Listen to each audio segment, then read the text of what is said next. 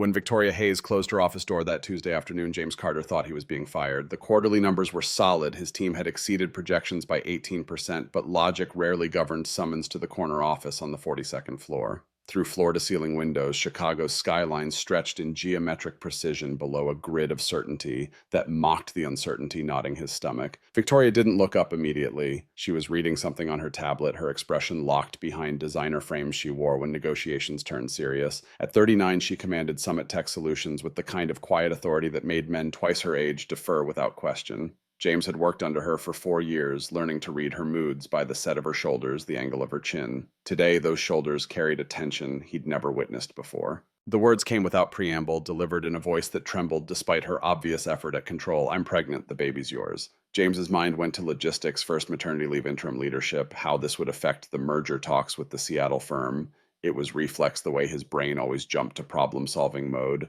when presented with new information. Then the second part of her statement registered, and every logical thought evaporated like steam. 3 months ago, the industry conference in Denver, the hotel bar after the final panel when they'd both been exhausted and honest in a way they never were in the office, the conversation that had stretched past midnight fueled by whiskey, and the strange intimacy of being away from the roles they wore like armor, the kiss that had surprised them both, the walk to her room that had felt inevitable and terrifying and completely unlike anything James had done since Julia died. They'd agreed the next morning over awkward coffee that it had been a mistake, not because it wasn't good, it had been startlingly dangerously good, but because they worked together, because the power dynamic was impossible, because they were both too old and too scarred to pretend casual meant anything other than complicated. They'd flown home on separate flights, returned to the office, and never spoke of it again. James had convinced himself it was a closed chapter, a moment of weakness that could be filed away and forgotten. Apparently, biology had other plans. His voice sounded strange to his own ears when he finally spoke, too calm, like he was asking about a project deadline.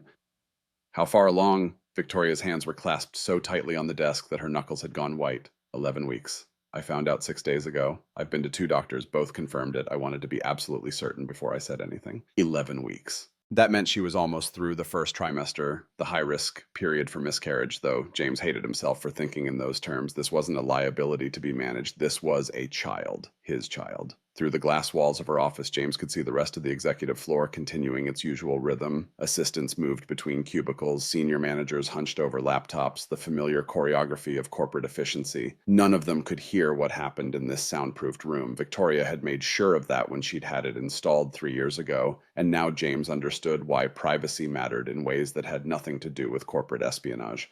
"I need you to understand something." Victoria removed her glasses, setting them carefully on the desk between them. She folded her hands, then unfolded them, picked up a pen, put it down. James had seen her negotiate multi-million-dollar deals without a single wasted gesture. This hesitation was more alarming than any anger would have been. "I'm not asking you for anything. Not money, not involvement, not even acknowledgement. I'm telling you because you deserve to know, but I don't expect anything to change. I'm fully prepared to handle this alone."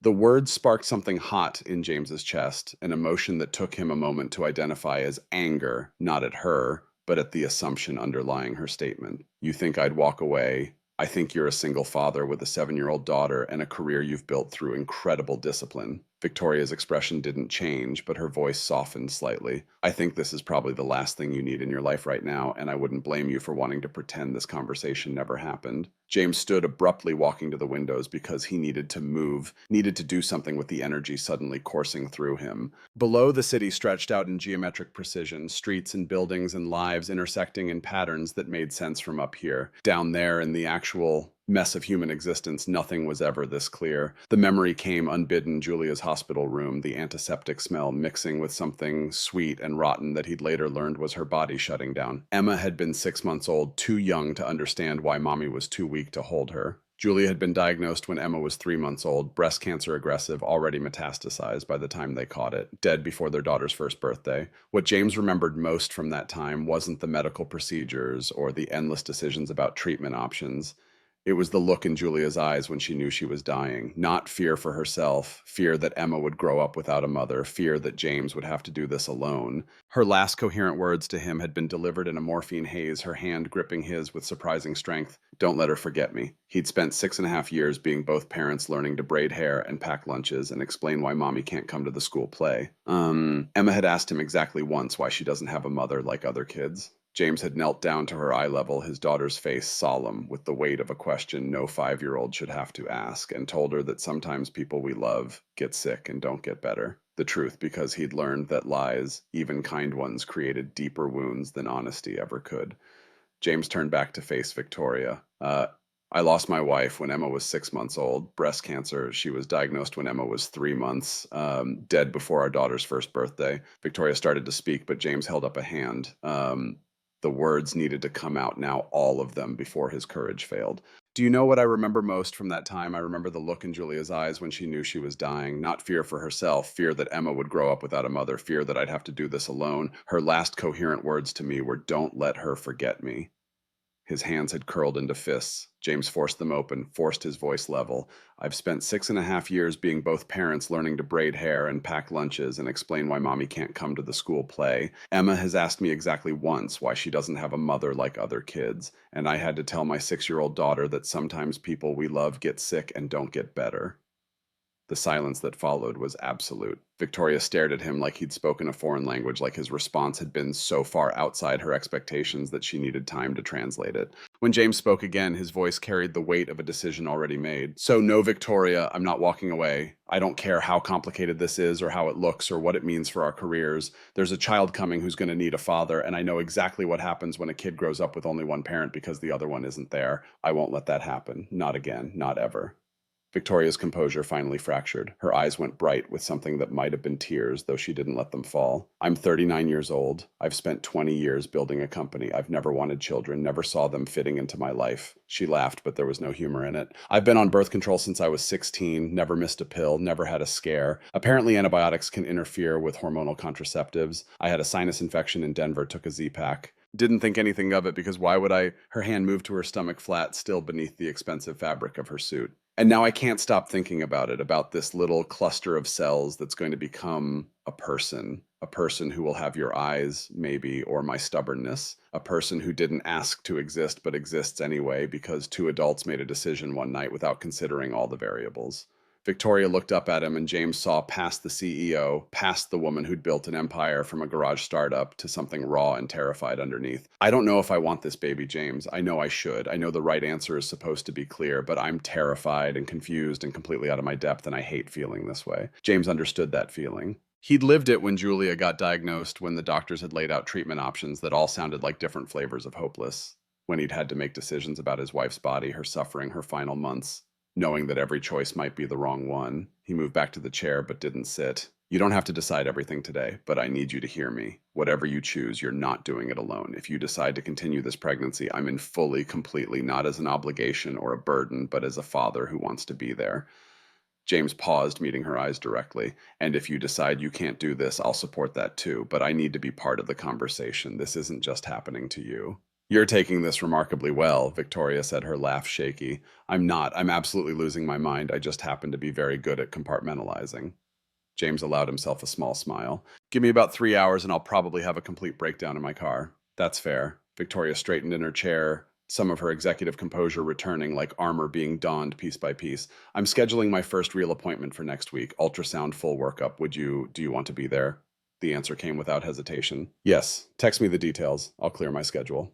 They sat in silence for a moment, the weight of what they'd said settling around them like dust after an explosion. Through the glass walls, Garrett Thompson walked past with a stack of files, oblivious to the fact that the world inside this office had just realigned on its axis. "We should talk about work," Victoria said. "Eventually, about how this affects our positions here. Later." James stood. "Right now you need to process this, and I need to figure out how to tell my 7-year-old that she's going to be a big sister."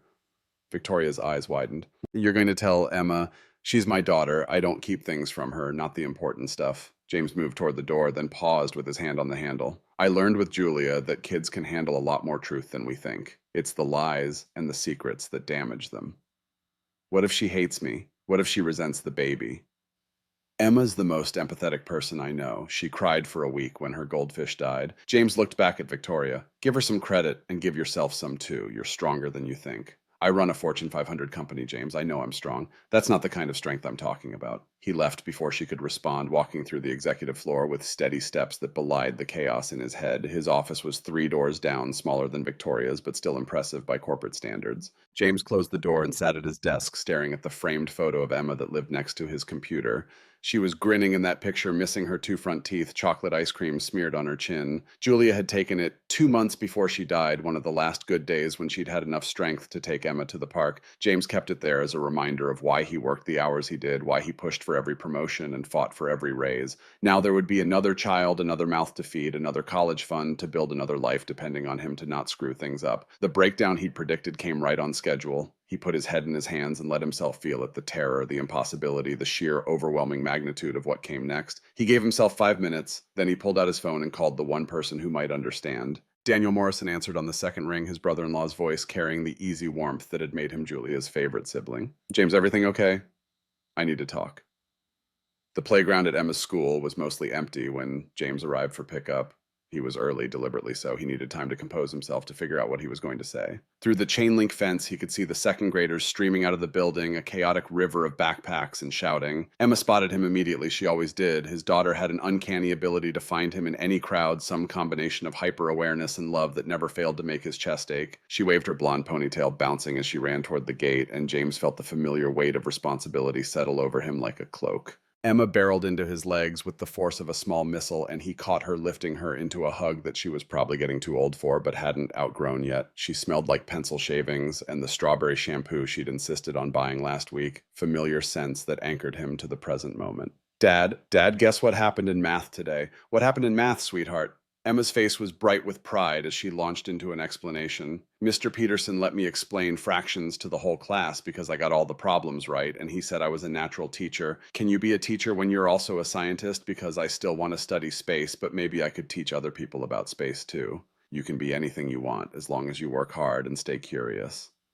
They walked to the car, hand in hand, Emma chattering about her day in the way she did when something good had happened. James let her talk, using the familiar rhythm of her voice to steady himself. This was his life school pickups and homework, help, and bedtime stories. Simple things that had somehow become sacred in the years since Julia died. Now he was about to complicate everything. He waited until they were home, until Emma had hung up her backpack and washed her hands and was settled at the kitchen table, with her afternoon snack, apple slices and peanut butter, carefully arranged the way she liked. James sat across from her, watching her dip an apple slice with surgical precision. Bug, I need to talk to you about something important. Emma looked up, instantly alert. At 7, she already had Julia's intuition, that ability to read the emotional temperature of a room and respond accordingly. Her eyes searched his face, and James saw the shadow of old fear cross them, the fear that had lived in her since she was old enough to understand that parents could disappear. Are you sick? No, honey. Nothing like that. James reached across the table, covering her small hand with his. Do you remember a few months ago when I went to that conference in Denver? I was gone for 4 days. Emma nodded slowly. You brought me back a snow globe. That's right. Well, while I was there, I spent time with Miss Hayes. You remember her? She's my boss. You met her at the company picnic last summer. Emma's brow furrowed in concentration. The lady with the pretty watch. Yes. Well, Miss Hayes and I became very close friends during that trip, and now she's going to have a baby. James took a breath. This was harder than he'd anticipated, and he'd anticipated it being nearly impossible. The baby is going to be my child, which means it's going to be your little brother or sister. He watched his daughter process this, her face cycling through confusion, surprise, and something that might have been calculation. Emma was frighteningly smart for her age, capable of making connections that sometimes startled him. The question came carefully, each word chosen with a precision that shouldn't have been possible for someone who still lost her baby teeth. Is Miss Hayes going to be my new mom? No, sweetheart. Miss Hayes and I aren't married. We're not even dating, but we're going to work together to take care of this baby the same way I take care of you. Emma set down her apple slice with deliberate care. Are you going to love the baby more than me? The question drove straight through James's heart like a blade made of ice in desperation. He came around the table, immediately kneeling beside her chair so they were eye level so she could see his face when he made this promise. Emma, listen to me. I will never, ever love anyone more than I love you. You're my first girl, my bug, my whole heart. That doesn't change. Love doesn't work like a pie where you only have so many slices to give out. It grows. When this baby comes, I'm going to love them too. But it won't take anything away from what I feel for you. Do you understand? Promise. I promise. James pulled her into his arms, feeling her small frame against his chest, her heartbeat steady against his. You're always going to be my number one. They stayed like that for a long moment. When Emma pulled back, she was calmer, though her forehead was still creased with thought. Is Miss Hayes scared? The question surprised him with its insight. Why would you think that? Because when Amanda's mom had a baby last year, Amanda said her mom cried a lot before it came. She said having babies is scary even when you want them. Emma tilted her head, studying him with those two old eyes. Does Miss Hayes want the baby? James sat back on his heels, struck by his daughter's ability to zero in on the one question that mattered most. Out of everything they'd discussed, Emma had found the heart of it, the uncertainty, the fear, the question Victoria herself couldn't answer. But I think she's figuring that out. Having a baby is a big change, and sometimes big changes are scary, even for grown-ups.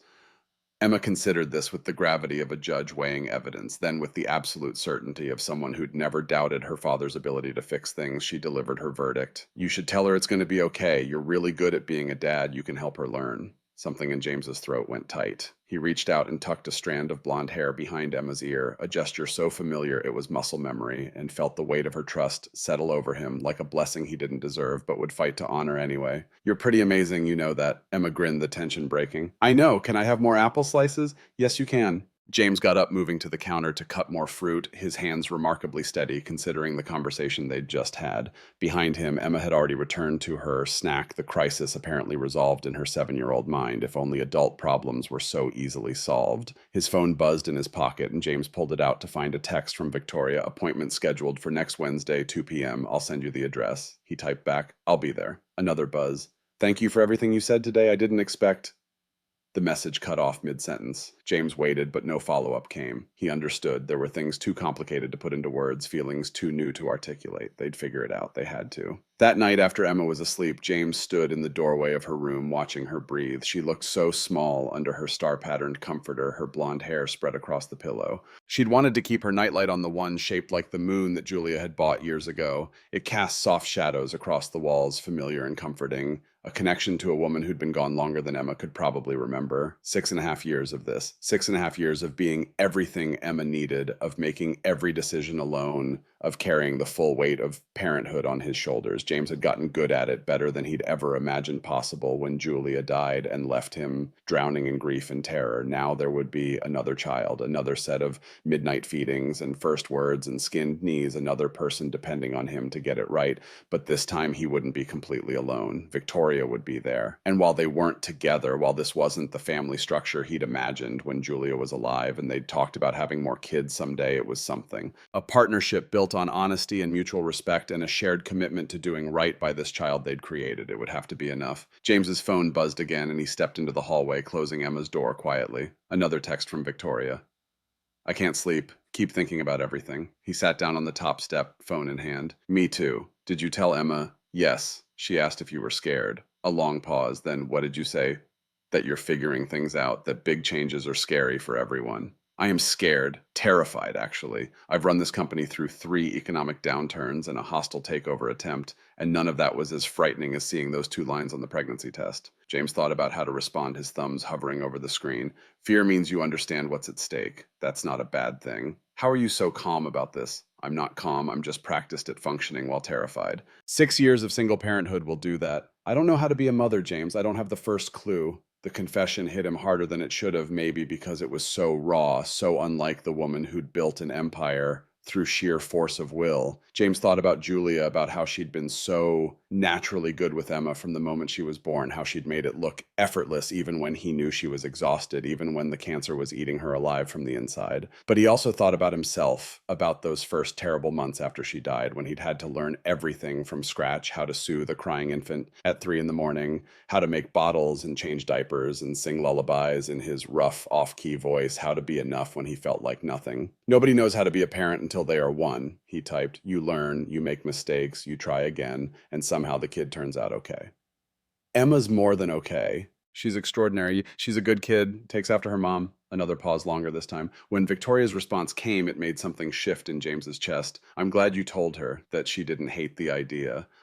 She asked if she could help take care of the baby. Said she'd teach them about space and fractions. She's 7. She's 7 going on 30. Trust me, by the time this baby arrives, she'll have a whole curriculum planned out. James could almost hear Victoria's laugh through the screen, imagined her alone in some pristine apartment surrounded by the markers of her successful but solitary life. The idea bothered him more than it should have, this woman carrying his child, facing the biggest transformation of her life, doing it alone in the dark. I'm going to try to sleep, Victoria texted. Thank you for today, for not running. I meant what I said. You're not alone in this. Good night, James. Good night. He sat there for a while longer, phone dark in his hand, listening to the quiet sounds of his house, the refrigerator humming downstairs, the old furnace clicking as it cycled Emma's soft breathing through her closed door. 7 months from now, maybe less if the baby came early, all of this would change. His carefully constructed life, the routines he'd built to keep himself and Emma stable, the balance he'd worked so hard to maintain, all of it would shift to accommodate this new person who didn't even exist yet in any tangible way. James thought about Victoria's face in that office, about the fear underneath her composure. He thought about Emma's question, is Miss Hayes scared? Yeah, she was scared, so was he, but fear had never stopped him before. It hadn't stopped him when Julia got sick, when the doctors said there was nothing more they could do. It hadn't stopped him when he'd held his newborn daughter for the first time after her mother died, when he'd looked into those tiny, trusting eyes and promised to be enough for her. It wouldn't stop him now. The morning came with its usual chaos, Emma's alarm echoing down the hallway, the familiar beep that signaled another school day. James moved through the routine on autopilot, making breakfast, checking homework, braiding hair that never quite looked as neat as when Julia had done it. Emma chattered about her science project, something involving plants and sunlight, and James nodded in the right places while his mind circled back to Victoria, to the appointment next Wednesday, to the reality slowly crystallizing around him. He dropped Emma at school, watched her run toward her friends with that effortless joy only children seem to possess, then sat in his car for a full minute before starting the engine. The drive to Summit Tech Solutions took 32 minutes in morning traffic, 32 minutes to prepare himself for walking into that building and pretending everything was normal when his entire world had tilted sideways. Victoria's office was dark when he passed it. Melissa Donnelly, her assistant, looked up from her desk with a polite smile that didn't reach her eyes. Mr. Carter, Miss Hayes called in this morning. She won't be in until after lunch. James felt something tighten in his chest. Is she all right? Melissa's expression flickered with curiosity. She didn't say, just asked me to reschedule her morning meetings. Thank you. James continued to his office, closing the door behind him before pulling out his phone. The text he sent was simple. Everything okay? Victoria's response came 5 minutes later. Morning sickness. Apparently it doesn't just happen in the morning. I'll be in by 1. Do you need anything? Ginger tea and a time machine. I can only get one of those at the store. Despite everything, James smiled. He forwarded a request to Melissa to stock Victoria's office with ginger tea, then forced himself to focus on work. The quarterly analysis wouldn't write itself, and he had a presentation to the board next week that needed to be flawless. But concentration proved elusive. Every few minutes, his mind drifted to Victoria, hunched over a toilet somewhere, dealing with the physical reality of pregnancy alone. By noon, he'd made a decision. The deli 3 blocks from Summit Tech made the best chicken soup in Chicago. James had discovered it during Emma's bout with flu last winter, and the recipe had become his go-to comfort food. He ordered 2 containers, one plain, one with extra vegetables, along with fresh bread and more ginger tea than one person could reasonably drink. He was back at his desk by 12:30, the food carefully packed in an insulated bag that he tucked under his desk. At 1:15, Melissa's voice came through the office intercom system with the announcement that Miss Hayes had arrived. James gave her 20 minutes to settle, then picked up the bag and headed down the hall. He knocked on Victoria's door despite it being open. She looked up from her computer, and even from across the room, James could see the exhaustion etched into her features. Her skin had a grayish cast, and her eyes were rimmed with red. She'd clearly tried to cover it with makeup, but the effort had only partially succeeded. I brought lunch. Victoria's expression cycled through surprise, suspicion, and something that might have been gratitude. You didn't have to do that.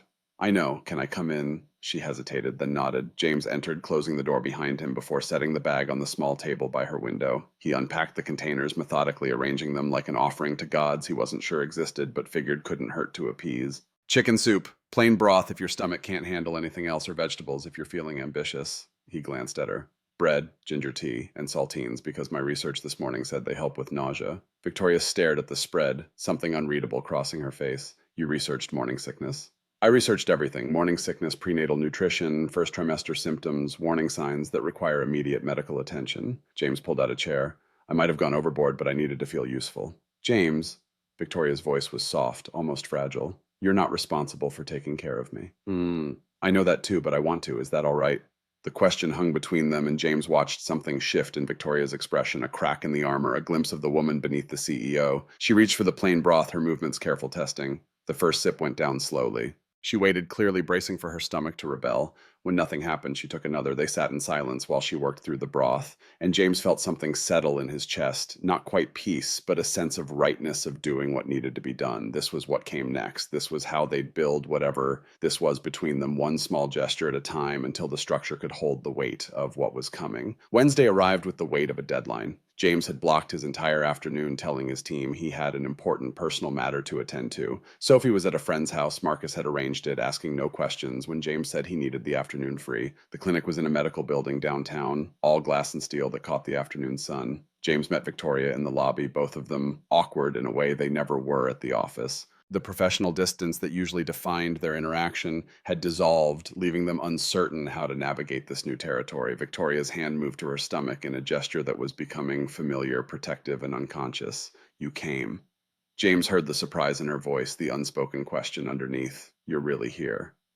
I said I would. They rode the elevator to the third floor in silence. The waiting room was painted in soft blues and greens, clearly designed to be calming. Other women sat in various stages of pregnancy, some alone, some with partners, one with what looked like her entire extended family. James and Victoria checked in at the desk, then found seats in the corner. I've never been this nervous before a meeting. Victoria's admission came quietly, meant only for him. James reached over and took her hand. The gesture surprised them both, but he didn't pull away. It's going to be fine. You don't know that. No. But I believe it anyway. When the nurse called Victoria's name, she stood, then looked at James questioningly. He stood too, and together they followed the nurse down a hallway lined with educational posters about fetal development and breastfeeding. The exam room was small but efficient, clinical in its sterility. The nurse took Miranda's vitals, asked a series of questions about her medical history, then smiled at them both. Dr. Whitmore will be right in. Congratulations, by the way. After she left, Victoria changed into a hospital gown while James studied the fetal development chart on the wall with intense focus. At 11 weeks, the baby was about the size of a fig, had fingers and toes, could swallow and yawn. These facts felt both impossibly abstract and terrifyingly concrete. Dr. Rebecca Whitmore knocked before entering a woman in her 50s with kind eyes and an efficient manner. She shook both their hands, then pulled up a rolling stool.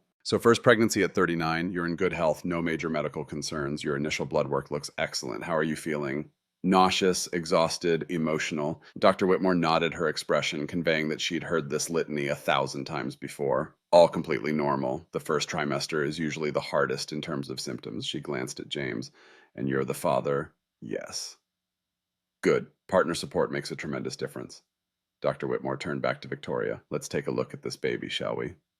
The ultrasound machine looked like something from a science fiction movie, all screens and sensors and technology that seemed too advanced for something as ancient as creating life. Dr. Whitmore squeezed gel onto Victoria's abdomen, then pressed the wand against her skin. The screen flickered to life, showing shapes and shadows that James couldn't immediately interpret. Then Dr. Whitmore adjusted something, and there it was. A tiny figure curled in on itself, a flickering spot that the doctor identified as the heartbeat. Arms and legs beginning to take shape, a head that looked disproportionately large, proof of life undeniable and immediate. James couldn't breathe. He'd seen ultrasounds before, dozens of them during Julia's pregnancy with Emma. But this was different. This was his child, this impossible, microscopic person who'd been created by accident and was now undeniably real. Victoria's hand found his and squeezed hard. There's your baby, Dr. Whitmore said warmly, measuring right on track for 11 weeks. Heartbeat is strong and steady at 162 beats per minute. Everything looks exactly as it should. Would you like to hear the heartbeat? Victoria nodded, and suddenly the room filled with sound, a rapid whooshing like horses galloping fast and strong and insistent, proof of life in its most elemental form. James felt his throat close up. Beside him, Victoria made a sound that was half laugh, half sob. That's our baby, she whispered. That's our baby. James confirmed, his voice breaking on the words. Dr. Whitmore let them listen for a long moment before adjusting the wand to take measurements. She printed out several images, handing them to Victoria with a smile that suggested she never tired of this part of her job. I'm moving your due date slightly based on the measurements. July 23rd, but babies come when they want to come, so anywhere from mid-July to early August is normal. The parking garage conversation happened in that strange liminal space. After the appointment, both of them standing beside their cars, neither quite ready to leave and return to their separate lives. Victoria clutched the ultrasound pictures like they were sacred texts, and maybe they were proof that this was real, that the future was coming, whether they were ready or not. I wasn't sure until just now, Victoria said quietly. If I wanted this, if I could do this. She looked down at the grainy images. But I heard that heartbeat and everything else stopped mattering. All the logistics, the fear, the questions, none of it was as important as that sound. You're going to be a mother. We're going to be parents. Victoria looked up at him, and James saw his own emotions reflected back, joy and terror and wonder tangled together. Both of us, I need to stop thinking of this as my problem and start thinking of it as our situation, like you said. A pause, and then so quietly he almost missed it. I'm terrified. Me too. They stood there as other people came and went, loading into cars, heading back to their lives. Finally, Victoria spoke again, the words coming out in a rush like she needed to say them before her courage failed. Would you want to come over tonight, not for anything romantic, just to talk about the baby, about what comes next? I don't want to be alone with this right now. James thought about Emma, about the homework help she'd need, and the bedtime routine they'd established. But Daniel could handle it. Daniel had told him last week to call anytime he needed backup. I'd like that. I need to arrange childcare, but I can be there by 7. Victoria surprised him, surprised herself, judging by her expression. Bring Emma, if you want. I should probably get to know her better if we're going to be in each other's lives. Emma was predictably excited about the unexpected outing. She changed clothes 3 times, finally settling on her favorite purple dress with the stars on it, and peppered James with questions during the drive. Does Miss Hayes have a big house? Does she have a dog? Can she cook? What if she doesn't like me? James answered what he could reassured where he couldn't, and watched his daughter's enthusiasm with a mixture of pride and trepidation. Emma had a gift for making friends, for seeing the best in people, but this was different. This was the woman who would be in their lives forever, the mother of Emma's sibling, a permanent fixture in their family structure. Victoria's apartment was in a high rise overlooking Lake Michigan, all modern lines and expensive furniture. She greeted them at the door in jeans and a sweater, the most casual James had ever seen her, and her eyes went immediately to Emma. You must be Emma. I've heard wonderful things about you. Emma stepped forward with the confidence of someone who'd never met a stranger. Dad says you're having a baby and it's going to be my brother or sister. I'm going to teach them about space. Victoria blinked, then smiled a real smile that softened her entire face. I'd like that. Come in, both of you. The apartment was exactly what James expected, immaculate, sophisticated, with floor-to-ceiling windows that offered a stunning view of the city. It was also completely unprepared for children. Everything was white or glass or both surfaces that showed fingerprints, furniture that wasn't meant to be climbed on. Emma gravitated immediately to the windows. You can see everything from up here, Dad. Look, there's Navy Pier. Victoria moved to the kitchen, pulling out drinks with the careful hospitality of someone who didn't entertain often. I have juice boxes. I wasn't sure what 7-year-olds drink. Juice boxes are perfect, James assured her. They settled in the living room, Emma on the floor, despite the pristine white couch, examining the ultrasound pictures Victoria had laid out on the coffee table. That's the baby, it's so small. Victoria sat down carefully, her hand unconsciously moving to her stomach again. It'll get bigger. By the time it's born, it'll be about 20 inches long. Emma's eyes went wide. Like my doll collection, I have 17 dolls. I could give some to the baby when it comes. Babies like dolls, right?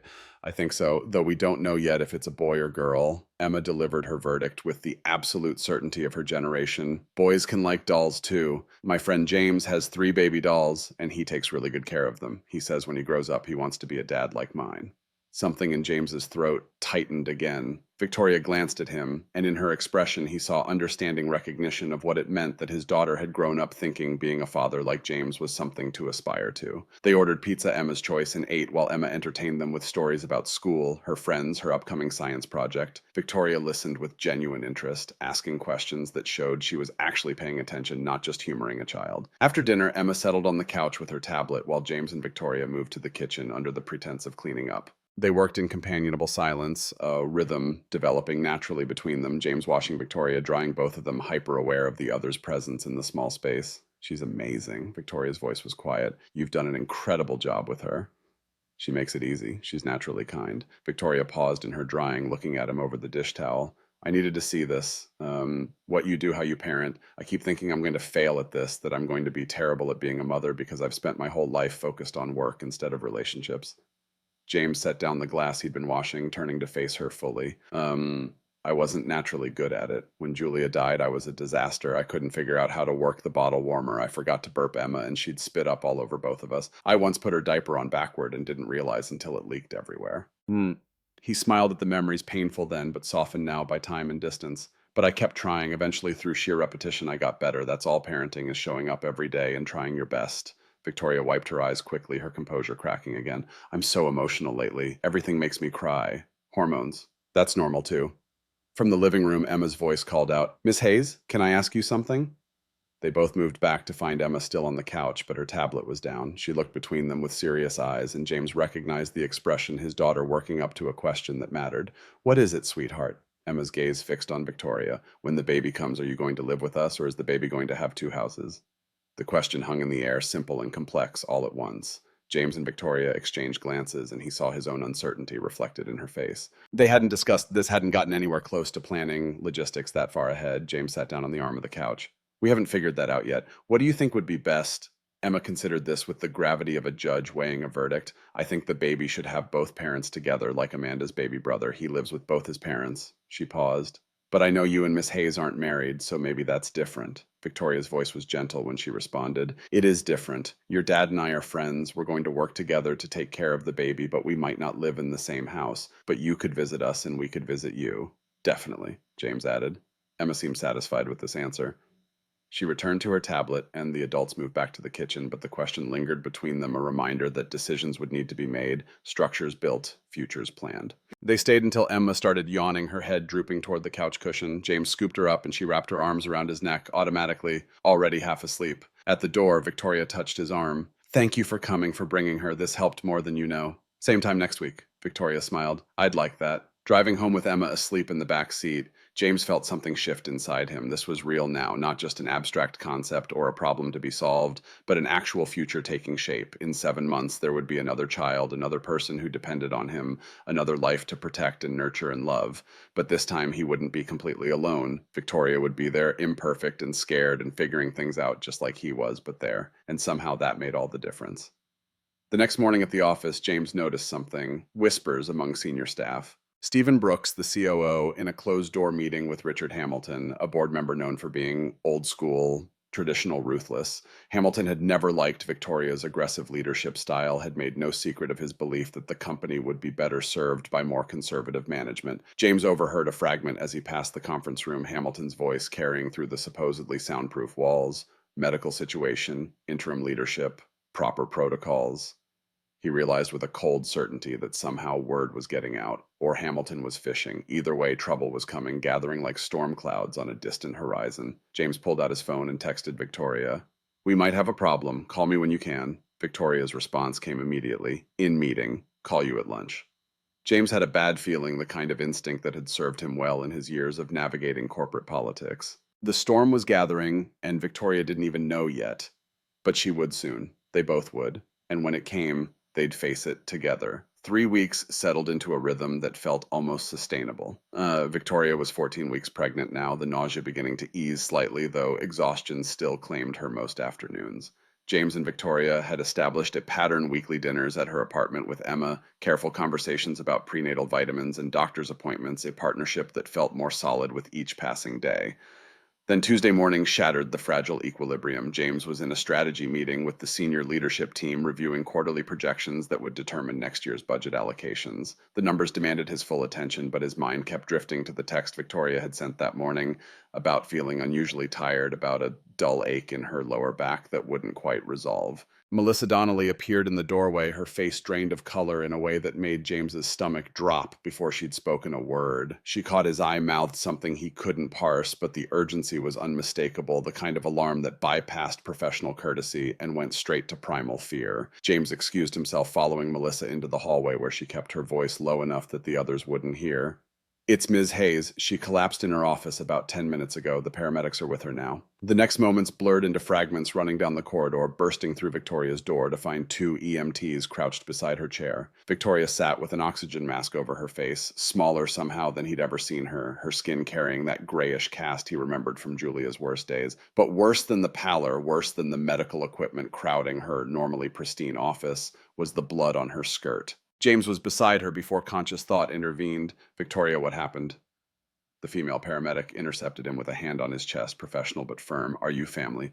I'm the father of her baby. That was enough. The paramedic stepped aside, her expression softening slightly. She's stable, but she's bleeding. We need to transport her to Northwestern Memorial immediately. You can ride with us. James's mouth went dry. The baby...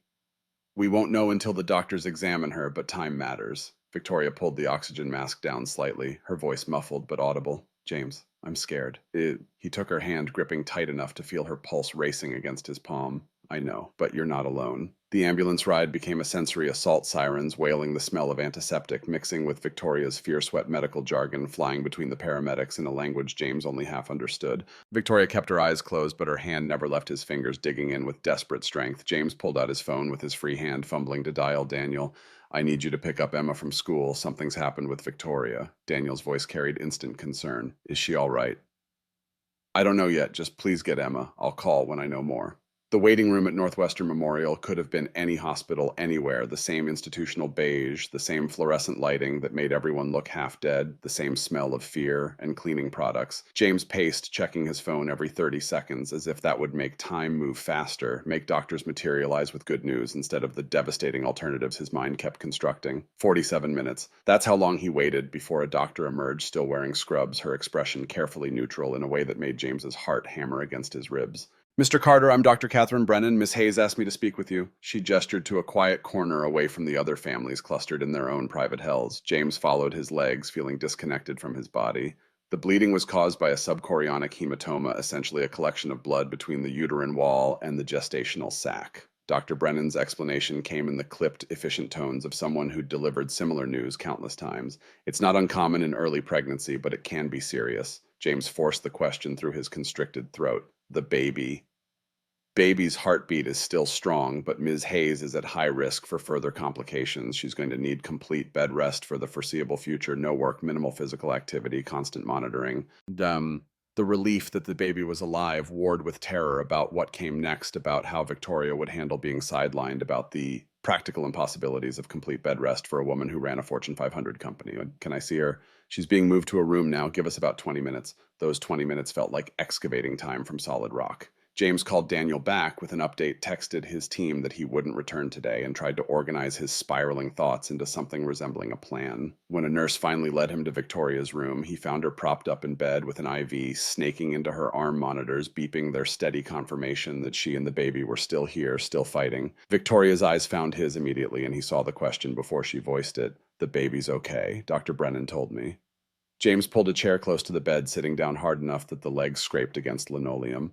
You scared me. Her laugh came out shaky, edged with hysteria she was barely containing. I scared myself. I was in the middle of a conference call, and suddenly everything went wrong. There was so much blood, James. I thought... He reached for her hand, cutting off the sentence neither of them wanted her to finish. But you didn't. Baby's still there, still fighting. Victoria's eyes went bright, but she blinked rapidly, refusing to let tears fall. Dr. Brennan says I need bed rest, complete bed rest, weeks, maybe months. I can't run a company from bed. The merger negotiations, the product launch, the investor meetings, I have responsibilities. James's voice came out firmer than he felt, channeling a certainty he'd had to manufacture countless times during Julia's illness. You have one responsibility right now, keeping yourself and this baby safe. Everything else can wait. The board won't see it that way. They'll see weakness proof that I can't handle the pressure. Victoria's bitterness cut through the sterile air. I've worked so hard to build credibility in this industry. One pregnancy complication and it all comes crashing down. Then let it crash. The words surprised James with their vehemence. I don't care about the board or the optics or your reputation. I care about you and this baby surviving the next 7 months. Victoria studied his face like she was seeing him for the first time, trying to reconcile this fierce protectiveness with the mild-mannered analyst she'd known for 4 years. When did you become so fierce about this? The moment I heard that heartbeat and realized I wanted this child more than I knew how to explain. James squeezed her hand gently. You're going on bed rest. We'll figure out the work situation. How I can't just disappear for months. His mind was already reorganizing workflows, redistributing responsibilities, mapping out contingency plans. You delegate. Stephen can handle day-to-day operations. I can take on more of your analytical work. We'll set up remote access so you stay informed without the physical stress. You built a strong team, Victoria. Trust them to keep things running, and if the board pushes back, I'll handle the board. Victoria's stare held disbelief and something that might have been hope. You can't fight my battles. Watch me.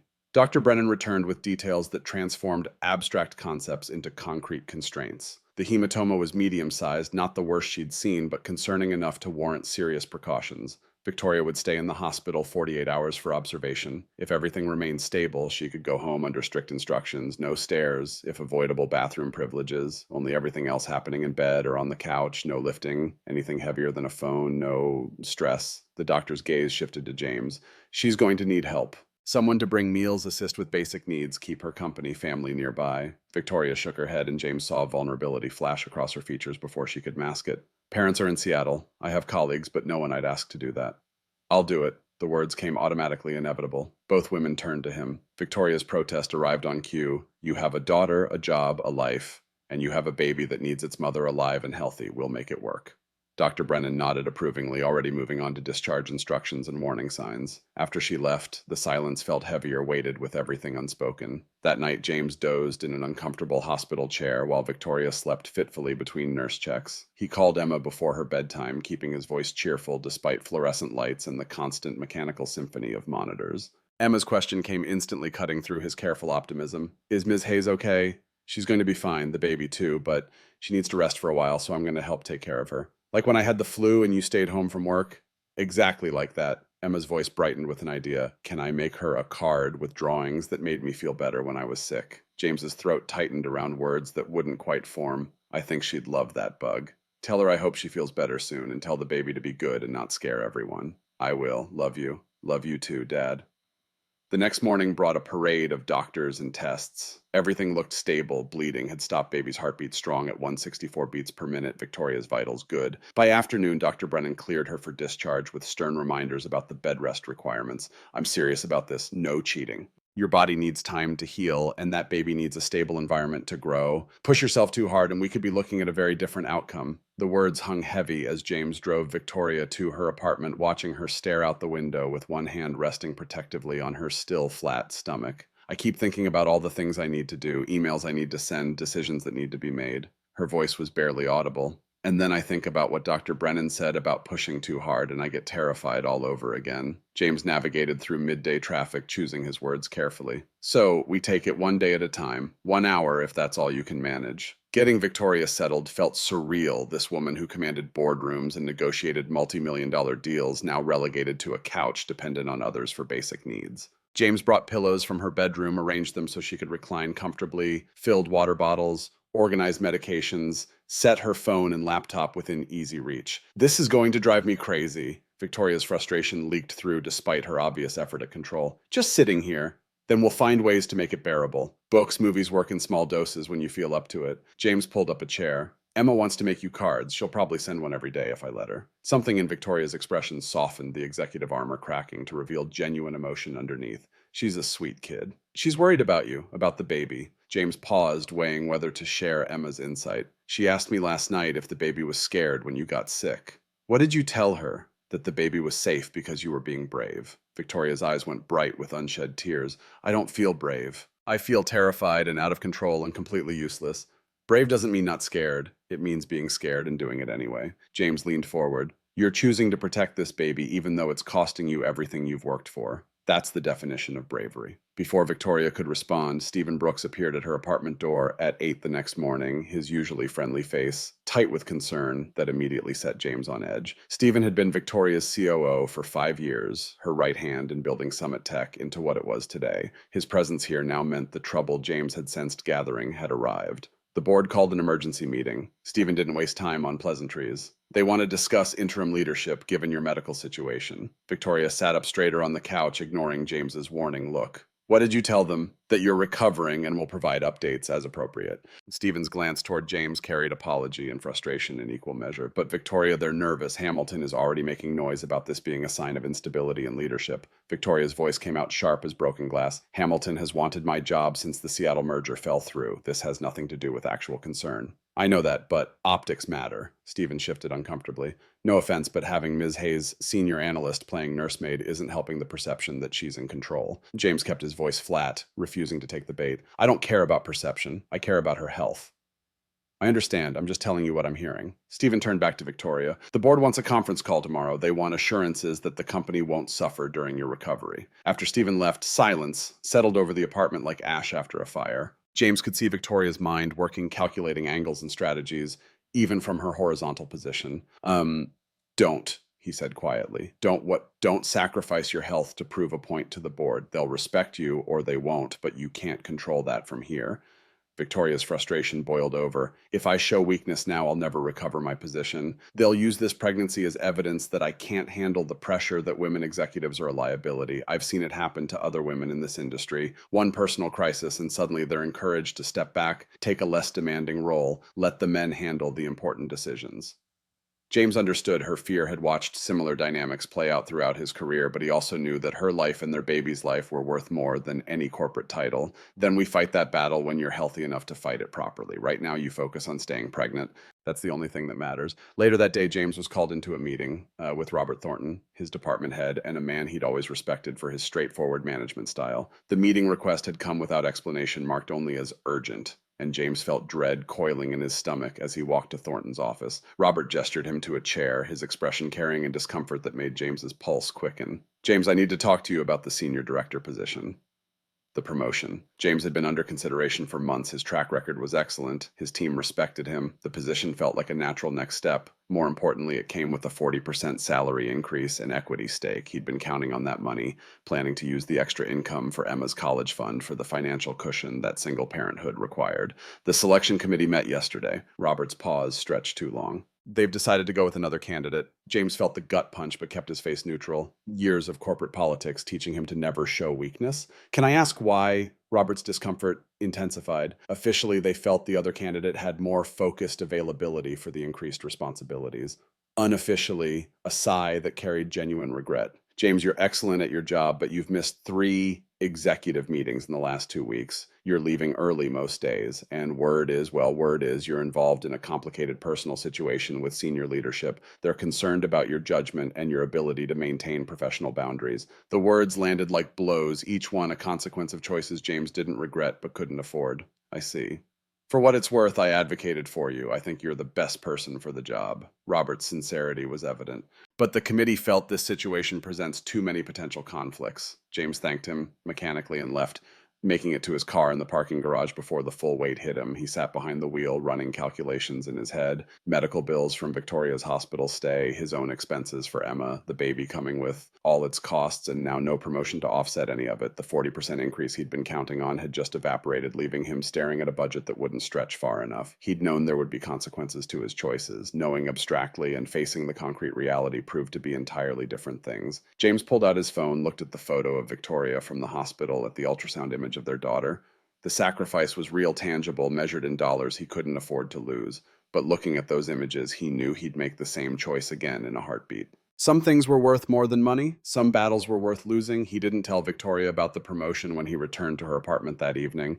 She had enough to worry about. He'd figure out the finances somehow, had always managed before would manage now. Pride didn't pay bills, but neither did burdening Victoria with guilt over choices that were his to make. The conference call happened the next day, and James sat beside Victoria at her insistence, listening as board members questioned her ability to lead while on medical leave. They suggested temporary replacements, hinted that perhaps this was a sign she needed to reconsider her priorities, wrapped their sexism in corporate speak that fooled no one. Victoria handled it with her usual composure, voice steady, even as James watched her grip the phone hard enough to whiten her knuckles. She outlined a clear delegation plan, identified key personnel for day-to-day operations, firmly rejected any suggestion of stepping down. "I'm on bed rest, not in a coma. I can still think, still strategize, still lead this company. What I can't do is compromise my health or my pregnancy to satisfy your concerns about optics." The pause that followed crackled with tension. Then Richard Hamilton's voice cut through, dripping with the kind of condescension that made James's hands curl into fists. "With all due respect, Victoria, this situation raises questions about your judgment. Getting pregnant at this stage in your career by a subordinate, no less, suggests a lack of professionalism that concerns me." James felt Victoria stiffen beside him. Before she could respond, he leaned toward the phone, knowing this would cost him, but unable to stay silent. "This is James Carter. I'd like to address that comment. What happened between Ms. Hayes and me is personal and none of the board's business, but since you've made it relevant to this discussion, let me be clear. We are two adults who made a choice. Ms. Hayes' pregnancy doesn't diminish her capability any more than my being a father diminishes mine. If this board is going to judge her fitness to lead based on her personal life rather than her 20-year track record of success, then the problem isn't with her judgment, it's with yours." The silence that followed was absolute. Victoria stared at him like he'd grown a second head shock, and something else, gratitude maybe, or fear for what he'd just done, warring across her features. Hamilton recovered first, his voice tight with barely controlled anger. "Mr. Carter, this is a board meeting. Your input wasn't requested." James kept his voice level, channeling every ounce of controlled fury into calm delivery. "Then you shouldn't have made it about me. Ms. Hayes has built this company from nothing. She's navigated economic downturns, hostile takeover attempts, industry disruption. A pregnancy complication doesn't change any of that. If you can't see past your own biases to recognize her value, that's your failure, not hers. Another board member, Barbara Westfield, spoke up, her voice carrying the authority of someone who'd been in boardrooms longer than most of them had been alive. Mr. Carter makes a valid point. Victoria's track record speaks for itself. I move that we accept her delegation plan and table this discussion until there's actual evidence of operational problems. The vote was close, but it passed. After the call ended, Victoria sat in stunned silence, and James could practically hear her recalculating everything she thought she knew about corporate politics and personal boundaries. You just told off my board of directors. They deserved it. James, you could lose your job for that. Hamilton has enough influence to make your life very difficult. He'd already lost the promotion, but didn't say so. Let him try. I'm tired of watching people treat you like you're less capable because you're pregnant. You're still the smartest person in every room. Bed rest doesn't change that. Victoria was crying now, not the frustrated tears from before, but something deeper, something that looked like a dam breaking after years of holding back. No one's ever defended me like that. I've always had to fight my own battles. You're not alone anymore. Get used to it. Days settled into a rhythm that James hadn't expected to feel sustainable, but somehow did. He worked from Victoria's apartment in the mornings, laptop set up at her dining table while she rested on the couch. They'd conference call into meetings together, her voice as sharp and commanding as ever, even from her horizontal position. Afternoons, he'd pick up Emma from school and bring her to visit his daughter's cheerful energy filling the pristine apartment with life. Emma took her role as baby's big sister with endearing seriousness. She brought drawing solar systems with tiny stick figures labeled baby standing on each planet. She read from her science textbook explaining photosynthesis and gravity to Victoria's stomach. She asked endless questions that sent James frantically Googling answers. Does the baby have eyes yet? When the baby comes out, will they be grumpy from sleeping too long?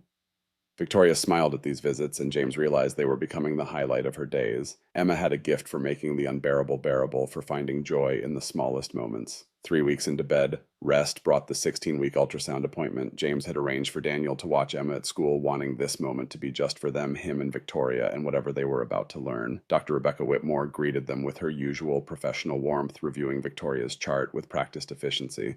Bed rest seems to be working. How are you feeling? Bored, restless, but the bleeding hasn't returned. That's what we want to hear. Let's see how this little one is doing. The ultrasound gel was cold against Victoria's skin, now showing the slightest curve of pregnancy. The screen flickered to life, and James felt his breath catch. The baby was so much larger than at 11 weeks, recognizably human now, with clearly defined features, arms and legs moving in slow motion, a profile that made his chest ache. Dr. Whitmore pointed out details with evident pleasure. There's the spine, very straight and healthy, 4 chambers of the heart all functioning beautifully, and oh, baby's being cooperative today. She adjusted the wand, bringing a new angle into view. Do you want to know the sex? Victoria looked at James, the question unspoken but clear in her eyes. They hadn't discussed this, hadn't planned for this moment, but the answer felt inevitable. Yes, they said simultaneously. Dr. Whitmore's smile widened. Congratulations, you're having a girl. The words hung in the air, transforming the future from abstract to achingly specific. A daughter, another daughter. James felt something crack open in his chest, joy and terror in equal measure, the weight of responsibility multiplying even as his capacity for love expanded beyond what he'd thought possible. Victoria made a sound that was half laugh, half sob. A girl! We're having a girl! James couldn't speak past the emotion lodging in his throat, could only watch the screen as their daughter moved inside Victoria, oblivious to the lives she was already changing just by existing. Dr. Whitmore printed images and made notes, talking about the next appointment and continued vigilance, but James barely heard. His mind was already racing ahead, pink paint for a nursery, teaching another little girl about the world, watching Emma become the big sister she was already so eager to be. When they left the clinic, Victoria clutched the ultrasound photos with reverent care. A daughter. I keep trying to imagine what she'll be like. Will she have your eyes, my stubbornness? Probably both, along with Emma's big heart and your brilliant mind. Victoria laughed, and James heard hope in it for the first time since the bleeding scare. They sat in his car in the parking lot, neither ready to return to the constraints of their separate realities. I'm terrified, Victoria admitted quietly. Me too, but we'll figure it out. We always do. 6 weeks later, at 22 weeks, everything shifted again. James was working on a quarterly report when Victoria called his name from the couch, something urgent in her tone that made him abandon his laptop immediately. What's wrong? Are you in pain? Victoria's face held wonder instead of fear, her hand pressed flat against her now prominent belly. She's moving, really moving, not just flutters anymore. I can feel her kicking. She reached for his hand, placing it where hers had been. James held his breath, waiting. Then he felt it, a distinct push against his palm, unmistakable and profound. Their daughter announcing her presence. There, Victoria whispered. Did you feel that? I felt it. James's voice came out rough with emotion. With Emma, he'd missed this moment. Julia had been alone when she'd first felt their daughter move, and by the time she'd called him home from work, the movement had stopped. He'd experienced it later, of course, but never this first awareness, this initial proof of life asserting itself. The baby moved again, stronger this time, and Victoria laughed, a sound of pure joy James had never heard from her before. She's really in there. All this time I knew it intellectually, saw the ultrasounds, heard the heartbeat, but this is different. This is her saying hello.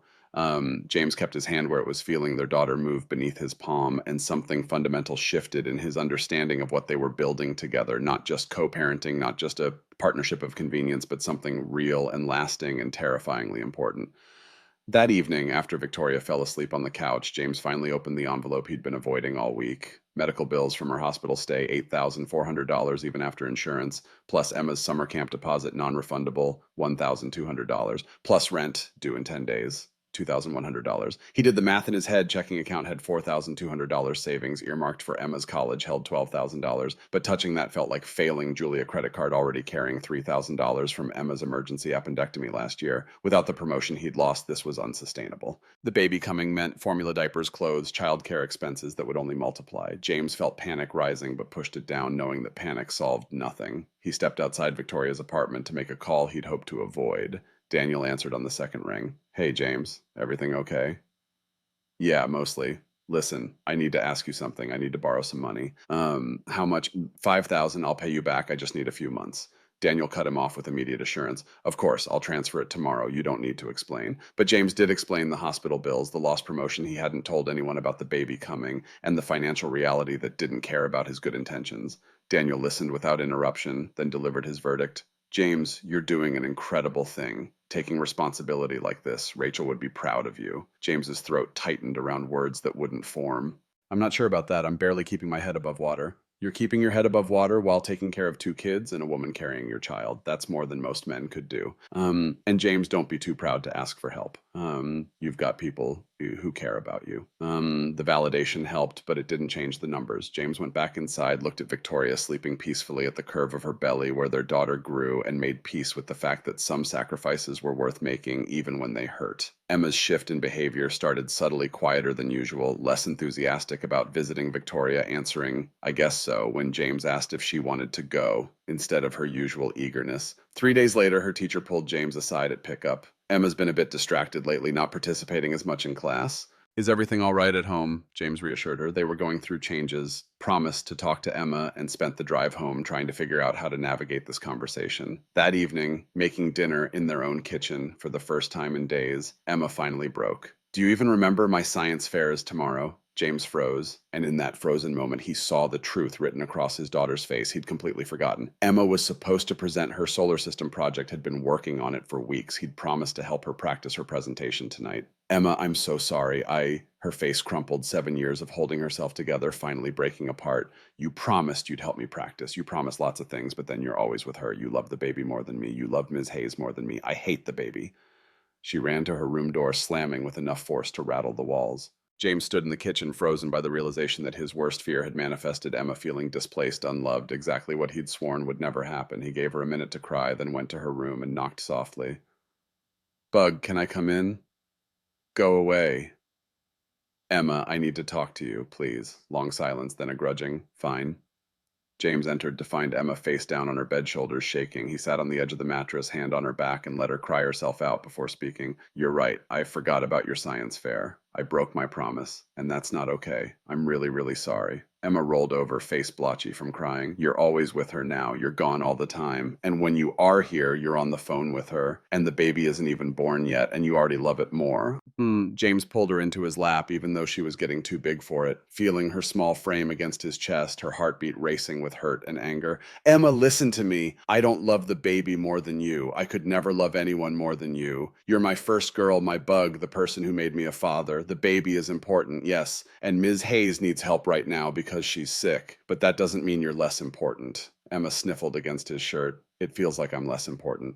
I know, and I'm sorry I made you feel that way. From now on, we're going to have special time. Just you and me. No Victoria, no baby talk, just us. I promise, and I'm going to keep this promise. He held her for a long moment, then pulled back to meet her eyes. Now let's practice your presentation. We're going to make it so good that Mr. Peterson gives you first place. Jason, they spent the next 2 hours running through her presentation until Emma's confidence returned, until she was excited again instead of hurt. By bedtime, she was herself crisis averted, but James knew this was just the beginning. Balancing Emma's needs against Victoria's, managing his daughter's emotional landscape while supporting a woman carrying his child, it was a tightrope walk that would only get harder. After Emma was asleep, James texted Victoria, "I need to cut back on time at your place. Emma's struggling." Victoria's response came immediately. "Of course, is she okay?" "She will be, but I need to be more present for her." "I understand. Take care of your daughter. The baby and I will be fine." "Thank you for understanding. Thank you for being an amazing father." James sat in the dark of his living room thinking about the choices that had led here, about the life he was building from fragments of intention and accident. Victoria carrying his daughter Emma, learning to share her father's love, his own heart expanding to hold more than he'd thought possible while his bank account shrank beyond what felt manageable. But looking at Emma's peaceful face through her bedroom door, remembering the feel of their daughter moving under his hand, he knew these were the right choices, even when they were the hard ones. Some things were worth fighting for, some battles were worth the cost. Tomorrow he'd figure out how to be present for Emma while supporting Victoria. Tomorrow he'd make the money stretch further than it wanted to go. Tomorrow he'd find a way to be enough for everyone who depended on him. Tonight he just let himself feel the weight of it all, the fear and the love and the impossible hope that somehow against all odds they'd make this work. The following weeks found James more intentional about balance. Wednesday evenings became sacred. Emma and Dad, night marked on the calendar in purple marker, inviolable. They cooked together, played board games, watched movies with popcorn and commentary about scientific inaccuracies that Emma loved to catalog. Her mood improved dramatically, the shadow of abandonment fear receding as James proved through action that her place in his life remained unshakable. Victoria's apartment visits shortened but intensified. James still helped daily, but in focused bursts, making sure she ate properly, reviewing critical documents, providing the human contact that bed rest threatened to strip away. They'd found an equilibrium that felt precarious but functional, like balancing on a wire strung between what was and what might be. Emma's science fair brought second place, and a trophy she displayed with pride bordering on reverence. She showed it to Victoria that weekend, talking rapid fire about orbital mechanics and Mr. Peterson's praise, and James watched something shift in the dynamic between them. Victoria asked genuine questions, listened with real interest, and Emma responded by climbing onto the couch, carefully mindful of the baby, to show Victoria her latest drawings. "I made this one for Lily," Emma announced, presenting a sketch of two stick figures holding hands beneath a moon. "That's me and her. I'm going to teach her all the constellations." Victoria's voice went soft. "Lily." James felt his chest tighten. They hadn't discussed names yet, hadn't gotten that far in their planning, but hearing it from Emma's mouth made the baby real in a new way, not just their daughter, but Lily, a person with an identity emerging before she'd even arrived. "Do you like it?" Emma looked between them anxiously. "I thought Lily was pretty, and it sounds like light, which is important for space." Victoria reached out and pulled Emma into a hug that surprised all three of them. "I love it. Lily is perfect." Week 30 arrived with autumn settling over Chicago, the lake turning steel gray under October skies. James had moved more of his things into Victoria's apartment, incrementally clothes in her guest closet toiletries, in the bathroom, his coffee mug beside hers in the kitchen. The boundaries between his life and hers were dissolving, and neither of them seemed inclined to reinforce them. Late one evening, after Emma had gone to sleep in what had become her permanent room at Victoria's, James and Victoria sat together in the living room. She was on the couch per doctor's orders, but James had pulled his chair close enough that he could see the fine lines around her eyes that deepened when she smiled. "I don't know what I'd do without you." Victoria's admission came quietly, her hand resting on the significant swell of her belly. James deflected with practiced ease. "You'd be fine. You're the strongest person I know." Victoria caught his hand, holding it between both of hers. "James, can I tell you something?" The seriousness in her tone made his pulse quicken. "Of course." She took a breath, held it, released it slowly, like she was preparing for a dive into deep water. "I've been thinking a lot about us, about what this is. We started as co-parents. That was the agreement. But somewhere along the way, it became more, at least for me." James's heart hammered against his ribs, hope and fear tangling until he couldn't separate them. "What are you saying?" "I'm saying I have feelings for you, real feelings, not gratitude or convenience or proximity." Victoria met his eyes directly. "I look forward to seeing you every day. I miss you when you're gone. I trust you more than I've ever trusted anyone, but I also know this is complicated. We work together. There's a baby coming, Emma to consider. And maybe you don't feel the same way," which is, James cut her off by kissing her, the gesture born of impulse and certainty in equal measure. gentle, careful, mindful of her pregnant body, but carrying every emotion he'd been holding back for months. When they broke apart, both were crying. I've been in love with you for weeks, maybe months. James's voice came out rough with feeling. I kept telling myself it was just responsibility, just doing the right thing. But it's not. It's never been just that. I love how brilliant you are, how you listen when Emma talks about space. I love your terrible jokes when you're nervous, the way you touch your belly when you think no one's watching. I love that you're terrified but doing it anyway. I love you, Victoria, not just the baby, not just the idea of family, you. Victoria's composure shattered completely, tears streaming down her face. I don't know how to do this, how to be in a relationship. I've spent my whole life alone. Then we'll figure it out together, same way we figure out everything else. They sat in the dark holding hands while Lily moved between them, and James felt the future solidifying from abstract possibility into concrete reality. This wasn't just co parenting anymore. This was building a life, choosing each other deliberately and completely. This is going to be complicated, Victoria whispered. The best things usually are. They talked into the early hours, making plans that felt equal parts terrifying and inevitable. James's lease was up in 2 months. What if he moved in officially? Victoria worried about the optics, about what the board would say, but James was done caring about corporate politics. He'd already transferred to the analytics division to avoid conflict of interest. They could be open about their relationship, let people think what they wanted. I don't want to hide this, James insisted. I don't want our daughter growing up thinking her parents were ashamed of loving each other. Victoria studied his face in the dim light. When did you get so brave?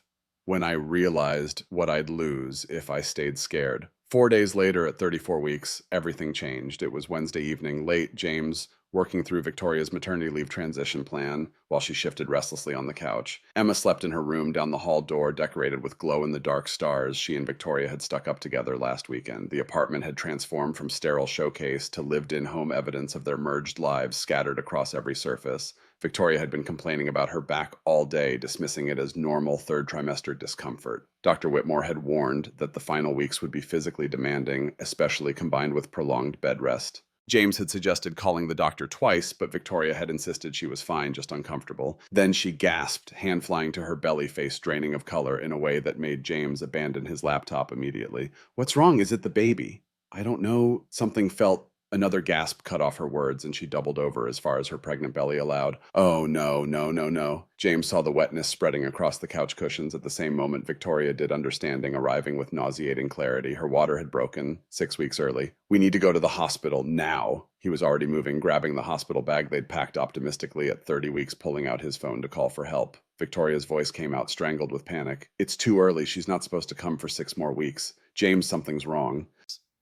He kept his voice steady through sheer force of will, channeling the calm he'd learned during Julia's illness, when panic helped no one. She's going to be fine. You're both going to be fine. Can you stand? Victoria nodded, letting him help her to her feet. Another contraction hit, and she gripped his arm hard enough that he'd find bruises tomorrow. Emma, we can't leave Emma alone. James was already dialing Daniel with one hand while supporting Victoria with the other. I need you here immediately. Victoria's in labor. I need you to stay with Emma while I take her to the hospital. Daniel's response came without hesitation. I'm 10 minutes away. Go. The drive to Northwestern Memorial blurred into fragments of controlled chaos, Victoria's breathing exercises between contractions, James's knuckles white on the steering wheel, the city lights streaming past like tracer fire. He kept one hand in hers, talking in a steady stream of reassurance he wasn't sure either of them believed. You're doing great. Just keep breathing. Almost there. Everything's going to be fine. Victoria's response came through gritted teeth. You don't know that. Babies born this early can have complications, breathing problems, developmental delays, infections.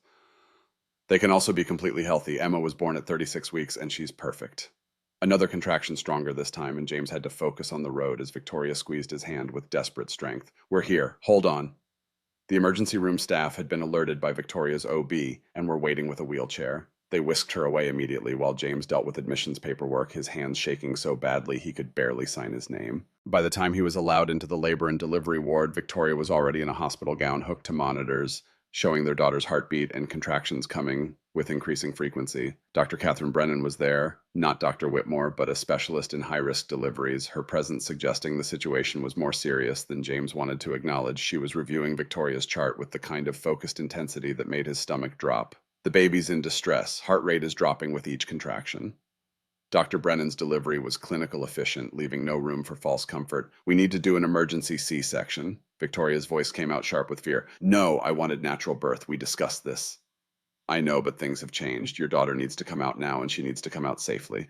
Dr. Brennan touched Victoria's shoulder with surprising gentleness. I need your consent, Victoria. We're running out of time. Victoria looked at James, terror naked in her eyes, and he moved to her side, immediately taking her hand. It's going to be okay. They know what they're doing. Our girl is going to be fine. Victoria gripped his hand like a lifeline, her voice breaking. Promise me, if something goes wrong, if you have to choose, you save the baby. You hear me, you save her. James thought about Julia's final days, about promises he'd made that circumstances had rendered meaningless, about the hubris of thinking he could control outcomes when biology followed its own rules. Nothing's going to go wrong. But even as he said it, he knew he couldn't guarantee anything. You're both going to be fine. A nurse appeared in the doorway. Mr. Carter, if you want to be present for the surgery, you need to scrub in now. Everything moved with frightening speed after that. James was handed scrubs shown to a sink where he scrubbed his hands until they were raw. By the time he entered the operating room, Victoria was already on the table, a blue curtain blocking her view of her own abdomen, her body reduced to a medical problem to be solved through precise cuts and careful extraction. He took his position at her head, finding her hand immediately.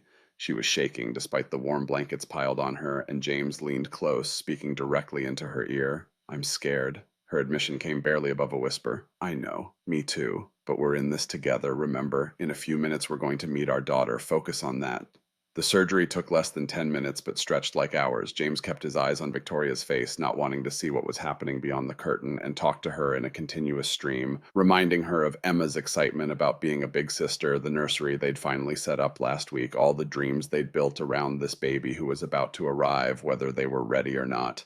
Then he heard it, a thin, reedy cry that was the most beautiful sound in the world. It's a girl, Dr. Brennan announced, though they'd known that for months. Small but fierce, just like her mother. James felt tears streaming down his face as a nurse brought their daughter over, wrapped in blankets and wearing a tiny hat. She was impossibly small, her face scrunched red, her fists waving in indignation at being pulled from her warm home into this bright, cold world.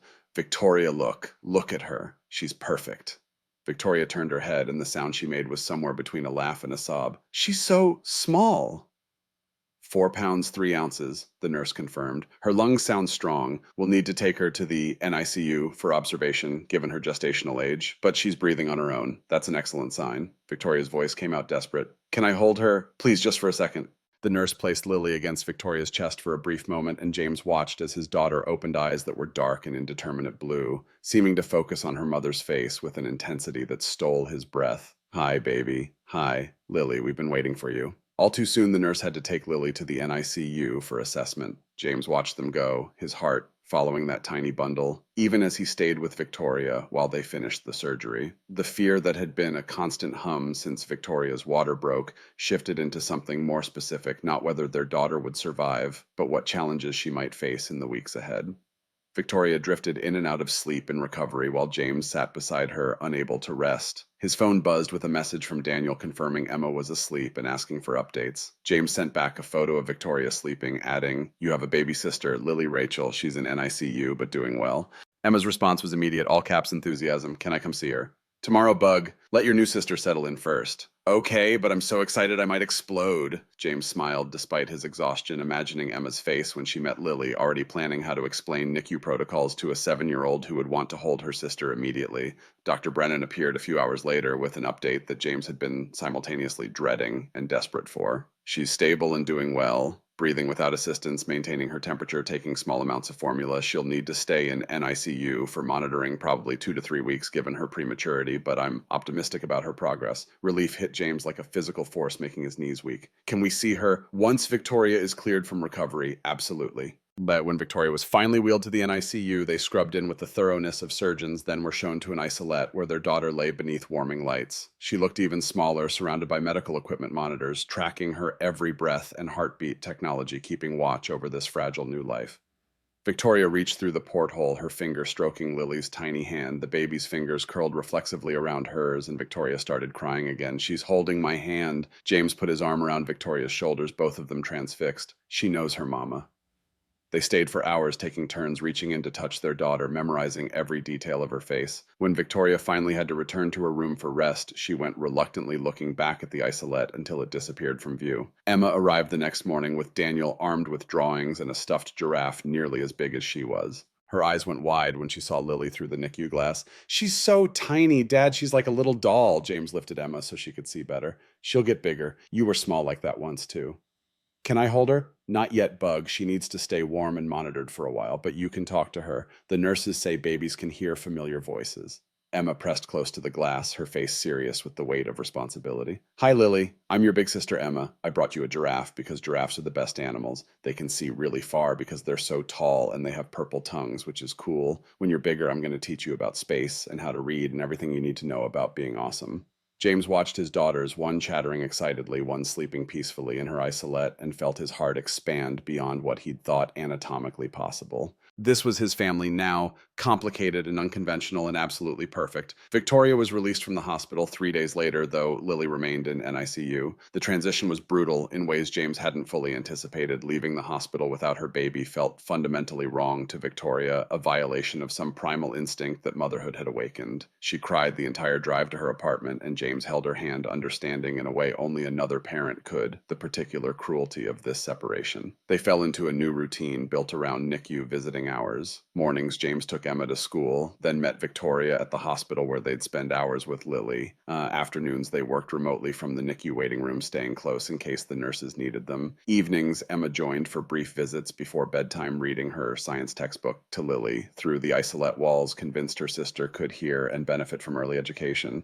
Day by day, Lily grew stronger. She graduated from the isolette to an open crib, a milestone that made Victoria sob with relief. She started taking more formula, her tiny body filling out incrementally. She gained weight, 4 pounds 6 ounces, then 4 pounds 12, then 5 pounds 2, each ounce celebrated like a major victory. She maintained her temperature without assistance. The warming lights turned off one by one. The monitors came off gradually until she was breathing room air with no support, just a baby instead of a patient. On day 17, Dr. Brennan gave them the news they'd been waiting for with an intensity that bordered on obsession. Lily is ready to go home.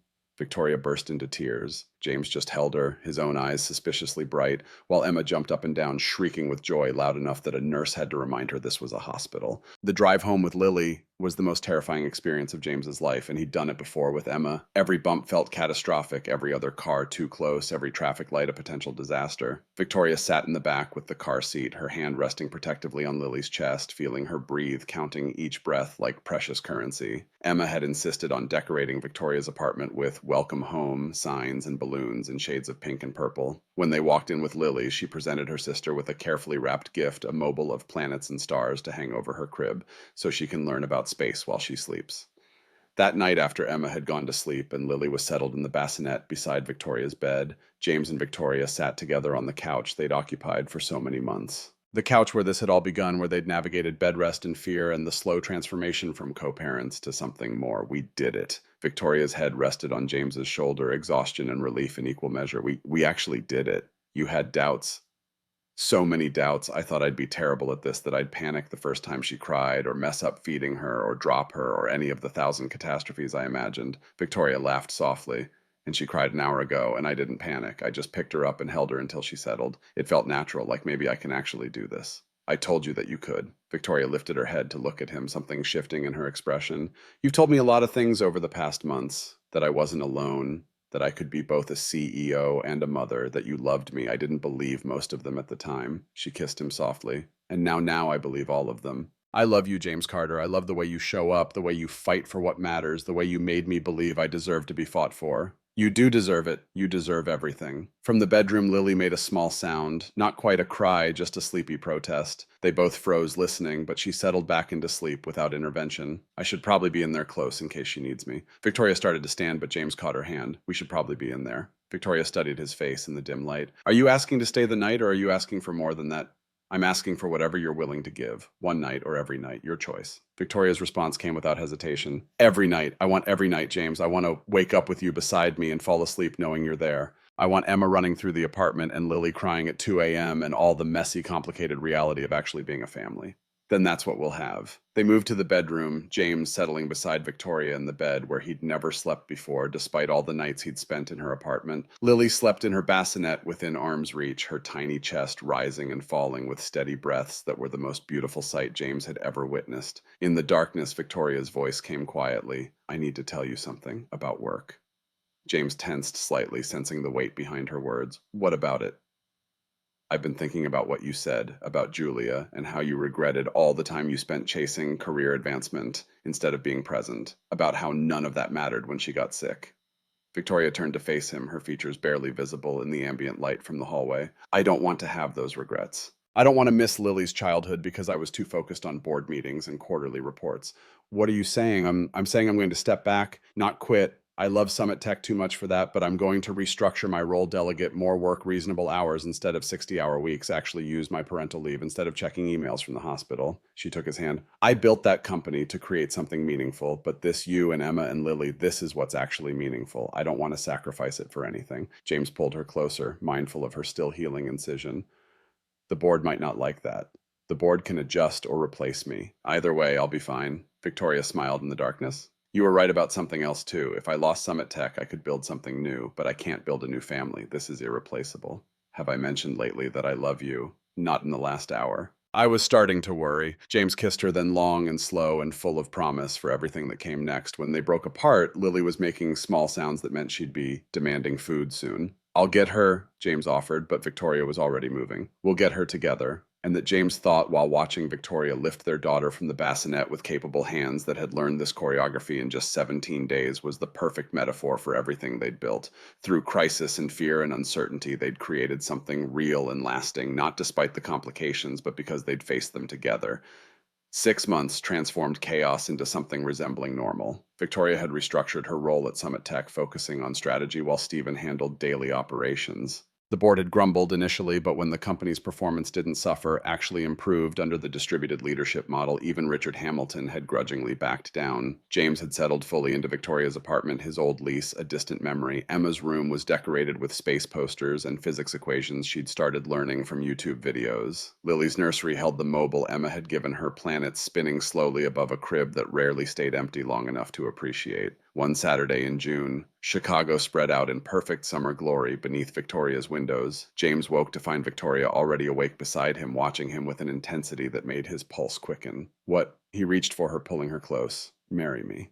James blinked, certain he'd misheard. What? Victoria propped herself up on one elbow, her expression serious. I want to marry you, James Carter. I want to make this official, permanent, irrevocable. I want Emma and Lily to grow up knowing their parents chose each other deliberately and completely. I want to stop explaining to people that yes, we live together and yes, we have a baby, but no, we're not married, as if that somehow diminishes what we have. James felt emotion clog his throat, making words difficult. You're proposing to me.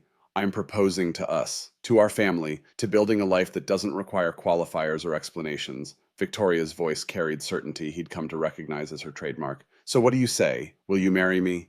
James reached into the nightstand drawer, pulling out the small box he'd been carrying for weeks, waiting for the right moment that had apparently arrived on its own terms. I was going to ask you today, actually. He opened the box, revealing a simple but beautiful ring. I bought this 2 weeks ago. I've been waiting for the perfect moment, but I realize now there's no perfect moment. There's just now, and us, and this choice we keep making. Victoria Hayes, will you marry me? Victoria laughed through tears, reaching for the ring, even as she pulled him into a kiss. Yes, yes, absolutely yes. They lay there for a while longer, planning in whispered voices while Lily slept and Emma dreamed down the hall. A small ceremony, just family and close friends. Nothing elaborate, they'd both been through enough drama for one relationship. Simple vows, honest promises, a beginning that acknowledged how far they'd already come. The wedding happened on a Saturday in June at Victoria's apartment, the same space where they'd navigated bed rest and fear and the slow building of trust. Floor-to-ceiling windows overlooked the lake, sunlight streaming in to illuminate the small gathering. Daniel, Stephen, Barbara Westfield, who'd become an unexpected ally, a handful of other friends who'd witnessed their unlikely journey. Emma served as junior bridesmaid with a seriousness that made James's chest ache. She wore a purple dress with stars embroidered along the hem, her choice, and carried Lily in her arms with the careful pride of someone entrusted with precious cargo. Lily, now 6 months old and chubby, with health gurgled, contentedly oblivious to the significance of the occasion. Victoria wore a simple white dress that highlighted the strength in her shoulders, the grace she carried, despite never having thought of herself as graceful. James wore a dark suit, and when their eyes met across the small space, he saw his own emotions reflected: joy and terror and absolute certainty that this was right. The vows they'd written carried the weight of everything they'd survived. Victoria spoke first, her voice steady. I promise to show up every day, even when it's hard, to build this family with you, to choose you again and again. James responded with his own truth. I promise to love you and our girls with everything I have, to be your partner in all things, to never let you forget that you're not alone. When they kissed, Emma clapped enthusiastically and Lily made a sound that might have been approval or might have been gas, and everyone laughed with the kind of joy that comes from witnessing something genuine in a world that often felt performative. The reception flowed naturally catered dinner champagne toasts, the easy rhythm of people who'd earned the right to celebrate. Daniel's toast made James's eyes sting. To James, who taught me that family isn't just blood, it's showing up when it matters, and he's been showing up his whole life. Stephen raised his glass with genuine warmth. To Victoria, toughest CEO I've ever worked with, and apparently toughest mother too. Turns out you can have it all, you just need the right partner.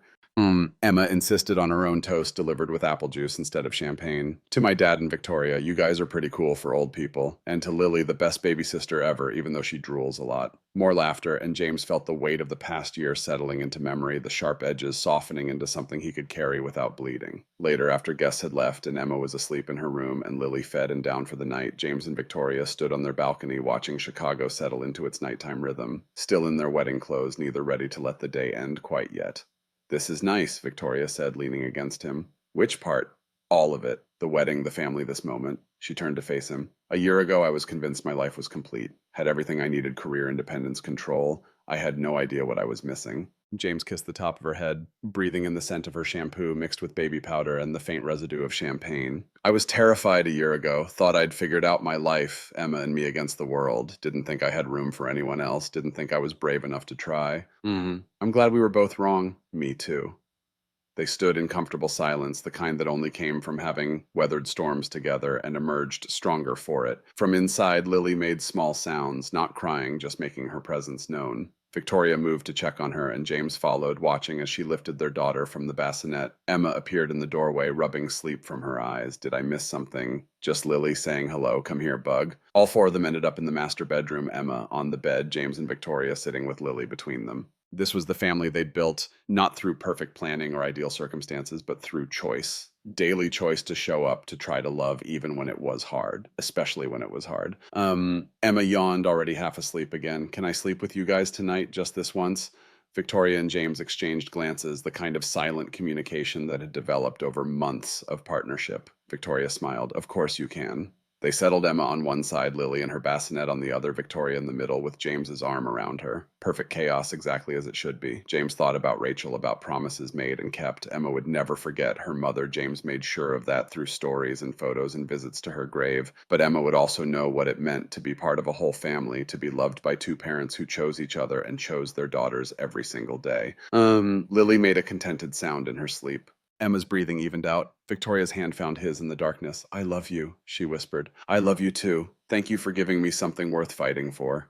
Thank you for not giving up on us. They closed their eyes knowing tomorrow would bring new challenges, sleepless nights, and difficult decisions, the constant balance between work and family, all the messy reality of real life. But tonight they had this moment of peace and completion, this family they'd built from an accident and a choice. James had started this journey thinking he knew what his life would look like. Him and Emma careful and controlled, no room for risk or vulnerability. Victoria had built an empire thinking that was enough, that success could substitute for connection. They'd both been wrong, and in being wrong, they'd found something neither had known: to look for a partner, a family, a love that didn't require perfection, just presence. Outside Chicago glittered in the night. Inside, four people slept in one bed, tangled together in the kind of intimacy that only came from choosing to stay when leaving would have been easier. This was everything. This was enough. This was the life they'd built together, imperfect and beautiful, and absolutely worth every sacrifice it had required. And when morning came, they'd wake up and choose it all over again.